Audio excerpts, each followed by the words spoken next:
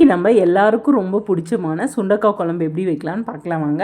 நல்லெண்ணெய் ஊற்றி கடுகு வெந்தயம் பொரிஞ்சதுக்கப்புறம் 2 காஞ்ச மிளகா, ஒரு கைப்பிடி சின்ன வெங்காயம், ஒரு கட்டி பூண்டு, கருவேப்பிலை எல்லாத்தையும் உப்பு போட்டு நல்லா வதக்கி விட்டுருங்க.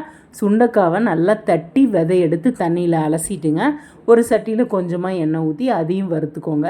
2 தக்காளி போட்டு வதக்கிட்டுங்க. மஞ்சத்தூள் போட்டுக்கோங்க. உங்கள் வீட்டில் குழம்பு மிளகா அப்படி இருந்தால் உங்களுக்கு காரத்துக்கு தக்கன போட்டுக்கோங்க. இல்லைனா கொத்தமல்லி தூள், மிளகாத்தூள், சாம்பார் பொடி போட்டு நல்லா எண்ணெய் பிரிஞ்சு வர வரைக்கும் வதக்கி விட்டுட்டுங்க. இந்த சுண்டைக்காவையும் எடுத்து போட்டு அதிலே பரட்டி விடுங்க.